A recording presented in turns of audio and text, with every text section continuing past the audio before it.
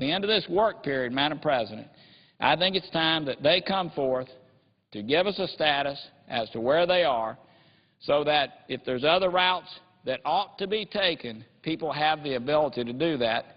With that, Madam President, I yield the floor and notice the absence of a quorum. Clerk will call the roll. Mr. Akaka.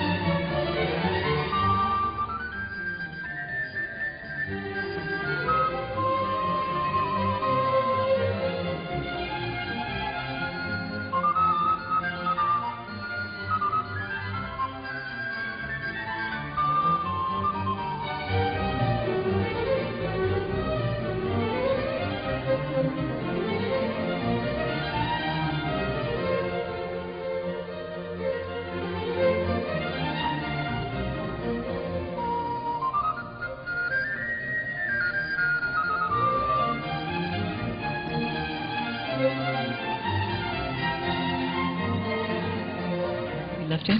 Without objection. Madam President, I rise today to discuss Social Security and its future.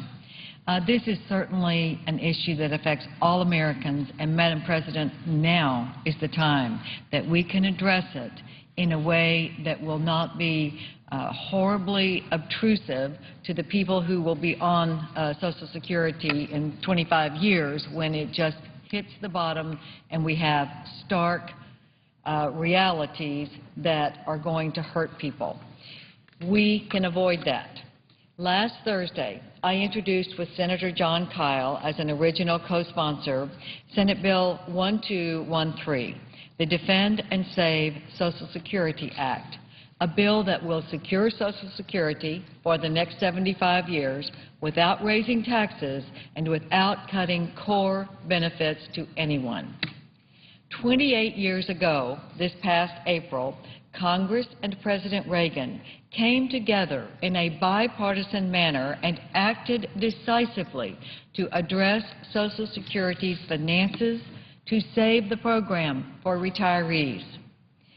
The men and women of that Congress working with President Reagan did it because at that time the program's expenditures had begun exceeding revenues in 1975. By mid-1982, the Social Security trustees warned, this is a quote, "Social Security will be unable to make benefit payments on time beginning in the latter half of 1982. So the President and the Congress, in a bipartisan effort, started on a glide path of raising the retirement age to meet the current actuarial tables. Today, we are in roughly the same place. This spring, the trustees estimated that the Social Security Trust Fund reserves will be depleted in 2036, which is 25 years away. We have a little more time than President Reagan and Congress had back in 1975. At that point in time, the trustees today say they estimate that payroll tax revenue to the Social Security Trust Fund will only be able to pay out 77% of benefits to beneficiaries. In today's dollars, that would mean a cut in benefits of 23%, or $271 a month average in core benefit cuts if we don't do anything. Last year, just to give you the numbers, 157 million American workers paid Social Security payroll taxes, totaling about $637 billion in revenues. However, a total of $702 billion in benefits were paid out to the approximately 54 million beneficiaries. These numbers are clear, Madam President. The amount of Social Security benefits being paid out now exceeds the revenue that Social Security is collecting. The trustees, when they gave their report a month or so ago, said that to increase the assets, you could increase taxes right now. The payroll tax on employees and employers could go from 12.4% to 14.5% right now during this jobless economic situation. Madam President, I wouldn't vote to raise taxes on our Social Security payers now or our employers. It would be unthinkable. The other thing suggested by the trustees that would meet this shortfall is that you could have a cut in benefits right now. An immediate cut of $150 a month from core benefits would do it. Well, what kind of option is that? It is no option. We are not going to do that. Everyone knows we're not going to do that. We're not going to raise payroll taxes, and we're not going to cut benefits now. We have more time today than the race against the clock that occurred in 1975. We have the option for 25 years of doing something that would have a gradual reform to shore up Social Security and give future retirees sufficient time to prepare for the modest changes in raising the retirement age. If we wait, we've got a 23% cut in benefits. So it's imperative for Social Security's financial future that we join together again in a bipartisan effort to stabilize Social Security and ensure that full benefits are paid out for the next 75 years. We can do it if we don't delay. In 1935, when Social Security was established, there were 40 workers supporting each retiree. 20 years later, in 1955, the ratio was 9 workers supporting 1 retiree. Today, there are 3 workers supporting 1 retiree. In tandem with these rapidly changing and troubling demographics is the fact that we also must start taking the necessary steps to pay down, not add to, our national debt.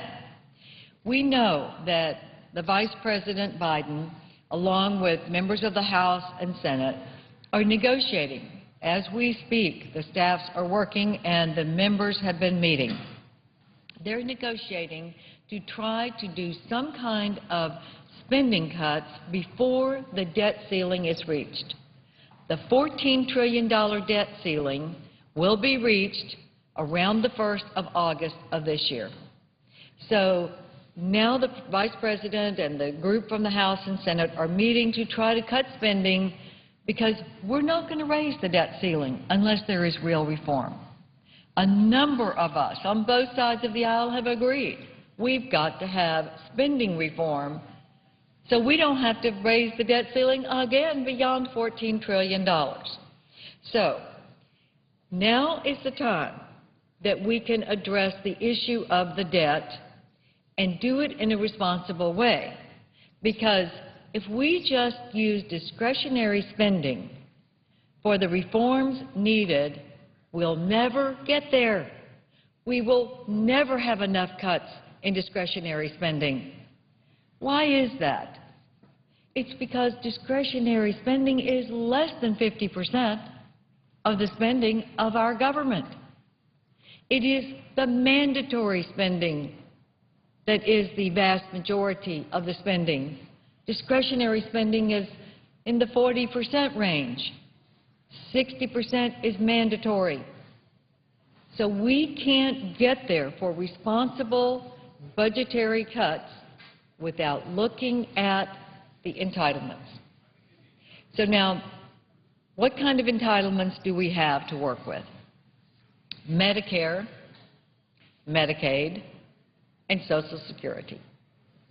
Now, I think we can do a lot to reform Medicare, but it is complicated, and it will take time. It will take time to work out all the pieces because so many people are dependent on Medicare. It is the people who use Medicare, and it is the providers who provide it, as well as the insurance companies that augment and supplement. So there are a lot of moving parts in Medicare which we need to address. But what can we do between now and August 8th that would make a real difference, that would put us on a more responsible path and begin to make the reforms that would allow a responsible lifting of the debt ceiling, knowing that we're going to cut those deficits so that we won't have to do this again, hopefully ever. That's where Social Security comes in. My Defend and Save Social Security Act, which Senator Jon Kyl and I are sponsoring, will do the following. It will raise the age gradually. Under my bill, with Senator Kyl, anyone who is currently 58 years old or older will not be affected at all. For everyone else, the normal retirement age and the early retirement age would increase by 3 months each year starting in 2016. The normal retirement age would reach 67 by 2019. Now, keep in mind that we're already on the glide path to go to 67. That's what President Reagan and the previous Congress did. And that was done with the Greenspan Commission input later. So with that trajectory, we will go to the 67 age. So my bill takes us to 67 in 2019. We would already be going in that direction anyway. It then goes by 2023 to age 68, and by 2027 to 69. The early retirement age would gradually increase to 63 by 2019, and by 2023, 64. So you have 3 months per year added to the retirement age. So it is a very gradual increase to 69 or 64. The second part is the COLA. We do not cut core benefits at all. But the cost of living increase is meant to hedge against rising inflation.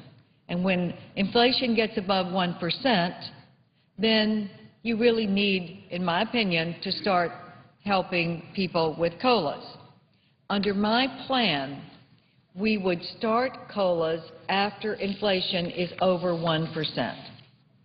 The average COLA has been 2.2%. The rate of inflation has been about 2.2% over the last 10 years. So the average COLA would, under my bill, start after 1%. So if it's 2%, you would get a 1% COLA. I believe that 1% reduction in the COLA, not core benefits, would be preferable to the drastic cuts in core benefits that will evolve if we don't do something now. In today's dollars, the 1% would cost, of the increase that you would get in a COLA, about $11. So you wouldn't get $11 of increase, but you would get your core COLA, and then after 1%, you would get the regular COLA that would be expected. So my bill will generate cash flow for Social Security, maintain a positive balance for the trust fund over the next 75 years. Social Security's deficits would be eliminated under my bill. Now, we had the Social Security Administration look at our proposal and give us all of our numbers. According to the chief actuary, my proposal would achieve, in the next 10 years, $416 billion in deficit reduction. Now, what that means is, in perspective for what we're dealing with in the budget talks for the debt ceiling lift, we're talking about a 10-year window. So within that 10-year budget window, we could take out $416 billion in deficit reduction, along with the spending cuts in discretionary spending that would be part of any kind of reform. So we can add a responsible cut in the mandatory spending over the 10-year period with these very gradual and small adjustments, and help in our deficit reduction, which we have to do if we're going to achieve the reductions that must be done. Every year that we wait, we're going to have to shave more off the COLAs or the age. Now, there are some proposals out there that take the age to 70. And maybe over the next 25 years, that will be part of our actuarial table, because today people, the average lifespan is 77. So people are wanting to work longer. They are healthier longer. A lot of people are trying to keep working longer, and I think more and more of the companies and employers want that experience. They want the experienced people to stay longer. So it just is part of our actuarial adjustment that we should be making. Now, over the next 25 years, where we would be then going into the long-term adjustments that are necessary. If we look, say, out until 2085, we will take $7.2 trillion off the Social Security requirements.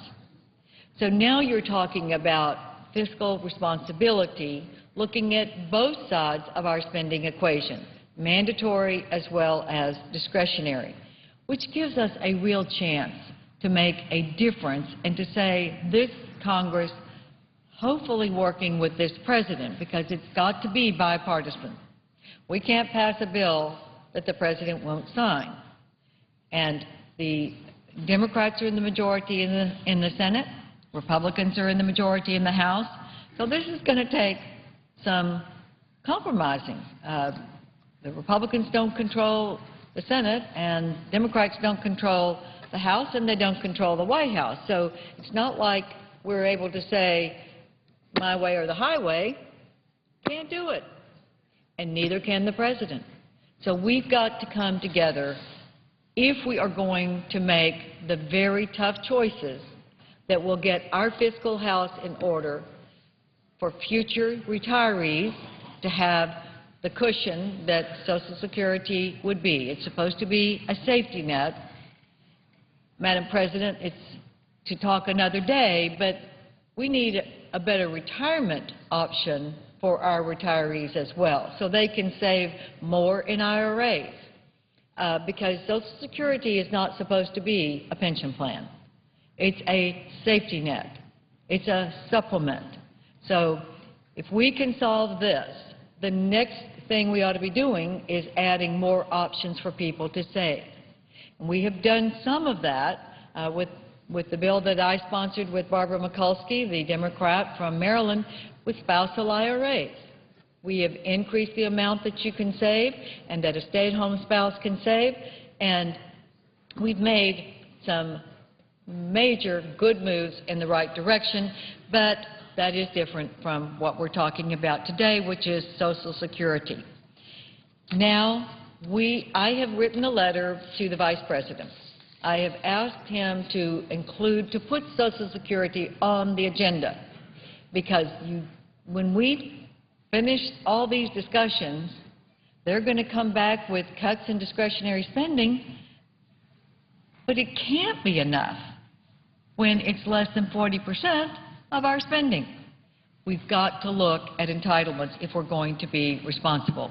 Now, Madam President, since I filed my bill this week and have had the opportunity with the Heritage Foundation and the media to talk about my plan, we're getting some good support. Of course, we're getting the people who say no cuts, no way, no how. We expect that.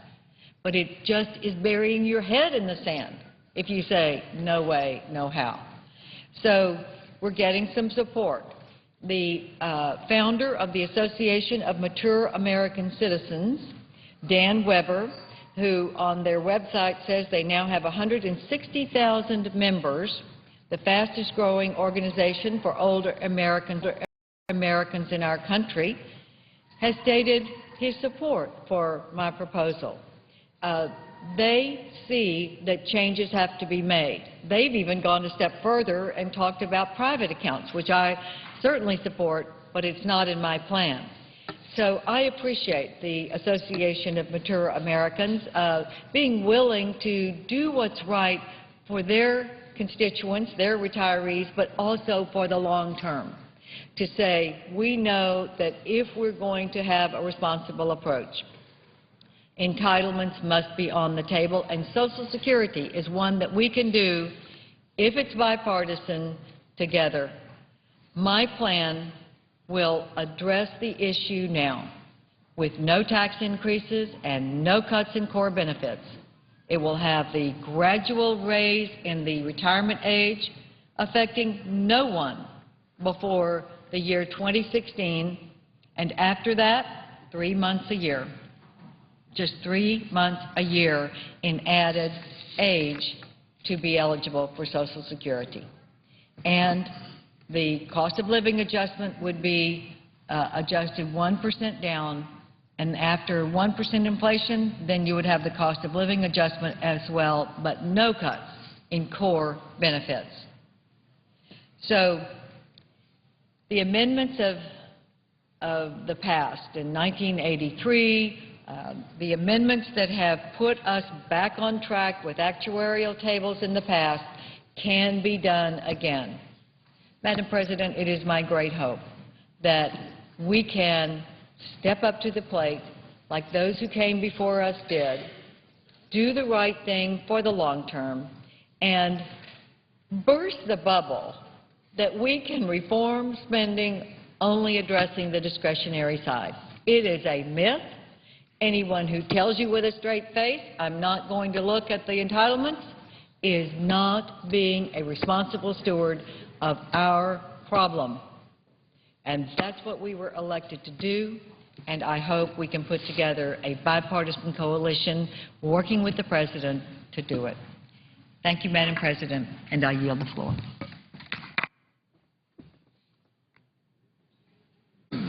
Madam President, A senator from North Dakota. I ask unanimous consent that morning business be extended until 12:30 p.m. with senators permitted to speak for up to 10 minutes each. Without objection. And, Madam President, I am going to put in a quorum call at this moment, but then I'm going to ask to be given time to speak on a dire emergency facing my state. So I'll put in a quorum call at this point. Mr. Akaka.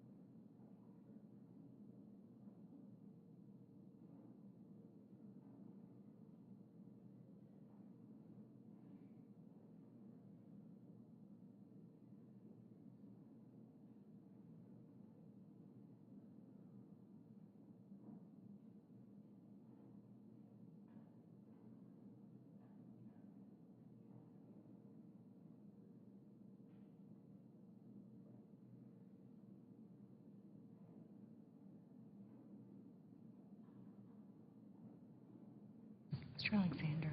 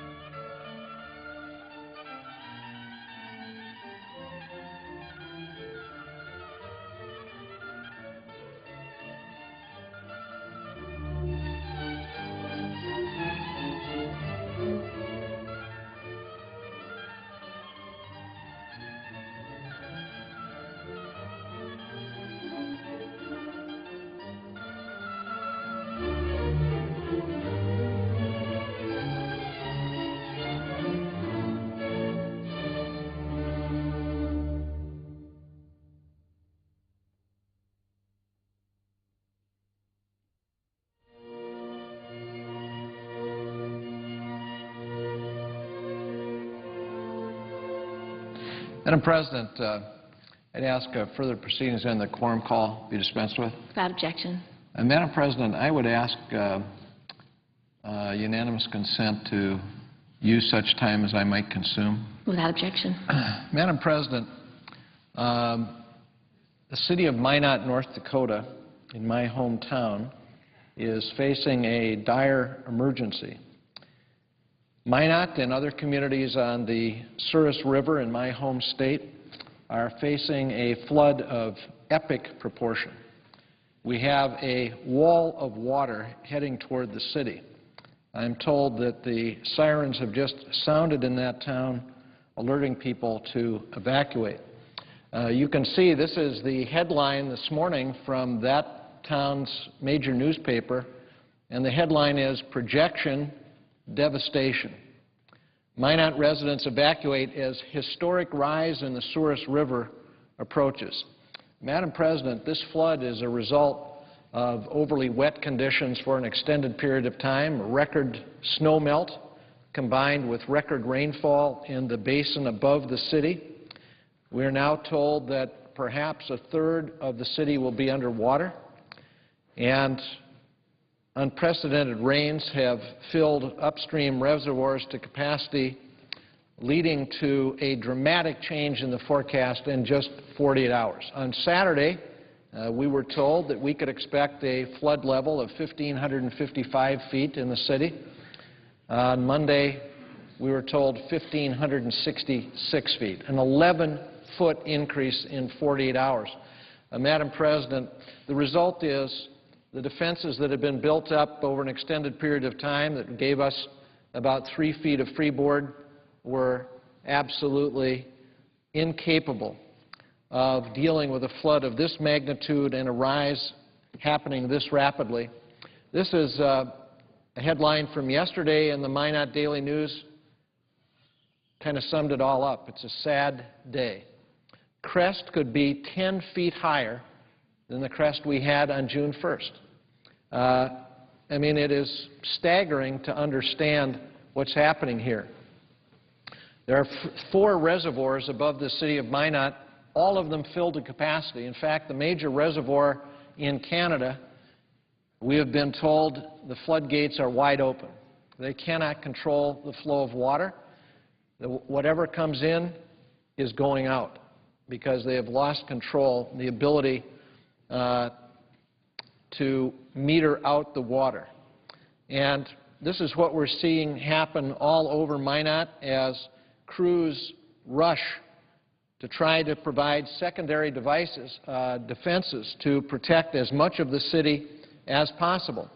Critical infrastructure, schools, water treatment facilities, other critical infrastructure that's going to be necessary to be able to continue to fight this flood menace.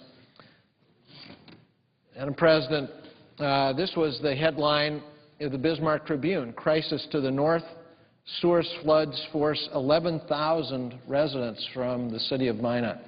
It's a town of 40,000, so when you have 11,000 people forced to flee, that has a devastating impact. This is the headline from, again, the Minot paper of June 20th on Monday: "Water woes continue. People in danger zones advised to be prepared to evacuate." And as I've said, that evacuation is occurring as I speak. Madam President, in the Fargo Forum, which is the biggest newspaper in our state, had this headline: 11,000 forced out. Rising Souris moves up evacuation time. Residents in heart of city work fast to save what they can. My own cousin and her family have a home that's in danger. They've moved everything from the basement to the first floor. Now they say they'll have 7 feet of water on the first floor of their house. This is happening to people throughout the Minot community. And these pictures that ran in the newspapers tell the story in a powerful and clear way. What we have is somebody trying to go into a neighborhood. You can see there's a police vehicle because they're under mandatory evacuation. This person tried to get over to perhaps rescue a pet or take care of some last-minute business, maybe turn off the gas, and there he is, stuck in the water as these floodwaters rise and rise very rapidly. Madam President, this also gives a perspective on what we're confronting. Here is the dike levee that had just been raised, and you can see there's maybe 2 or 3 feet of freeboard there, and what's coming is 10 feet more of water. So there's absolutely no way these dikes can possibly hold. There's no way that they can protect the city. These dikes are going to overtop, and thousands of residents are displaced. This shows another shot in this place. They didn't have the dikes covered by plastic. You can see a couple of feet of freeboard there, but all these houses at risk as this wall of water comes our way. And Madam President, this is another shot showing a house, and you can see that they've got the main dike here. They've also built a secondary dike to protect their home. All these efforts will prove to be for naught because this wall of water, unprecedented. In fact, this is 5 times higher than in all of recorded history.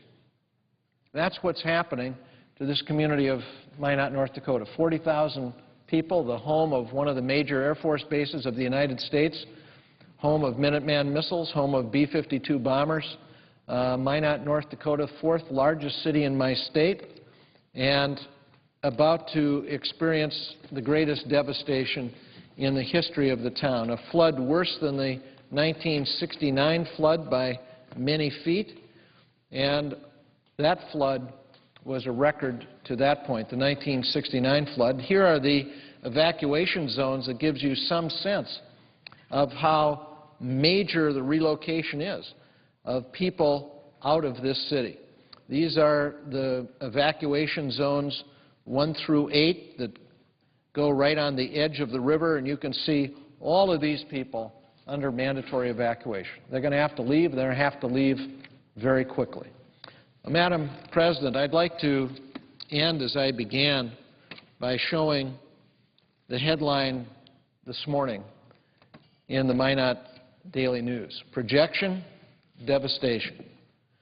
There's no way around it. There's absolutely no way to respond when the flood forecast changes this rapidly and the water is coming this quickly. The result is these people are going to face high water not for just a day or two. Typically in a flood, the water comes and the water goes. In this circumstance, the water is coming and it's not leaving. They have told us as recently as yesterday that we could expect high water until the middle of July. Can you imagine? You have your house underwater from late June to the middle of July, the devastation that will result. And so this headline, projection, devastation, says it very well. That's what we're faced in this community. The bottom line is we're going to need help, and we're certainly getting it. We deeply appreciate the efforts of the Corps of Engineers, FEMA, all of the other federal agencies that are helping, the National Guard, certainly hundreds of troops there doing a fantastic job of patrolling these dikes, of helping people move, of making certain that people get out of harm's way, because number one is protecting people's lives. We also have an obligation to do everything we can to protect as much of the property as is humanly possible. The Red Cross, we very much appreciate the assistance they're giving. I just met with General Kowalski of the United States Air Force, 3-star general who has as part of his command the Minot Air Force Base. I had called the Secretary of the Air Force yesterday and the Chief of Staff of the Air Force the day before and asked them to be alert to the need for that base to help us, because there's so much that they can provide in assistance being out of harm's way. The base is 12 miles north of the town.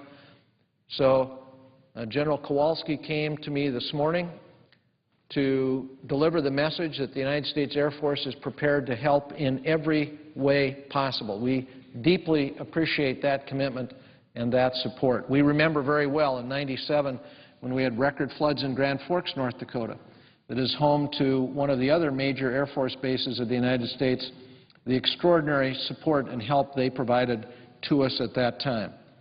So the final board I'll show is the headline from the Minot Daily News of June 21st. It's a sad day. It is indeed a sad day. But you know what? The people of North Dakota are tough, they're resilient, and they're going to come back. And I have every confidence that we'll rebuild this town. It'll be a tough slog, but the people of North Dakota are equal to it, and we deeply appreciate the help that we're getting from people all across America. This is, I've seen America at its best at a time of crisis, when people are down, when they're hurt, when they're devastated by natural disaster. The people of the United States rally and help out. That's the ethic of my state. When a farmer gets sick and can't harvest his crop, the neighbors pitch in. When a barn burns down, the neighbors pitch in. That is really the best of community spirit. That's the best of America. And we're going to be relying on that generosity of spirit in the days ahead. I thank the chair and yield the floor and note the absence of a quorum. Clerk will call the roll. Mr. Akaka.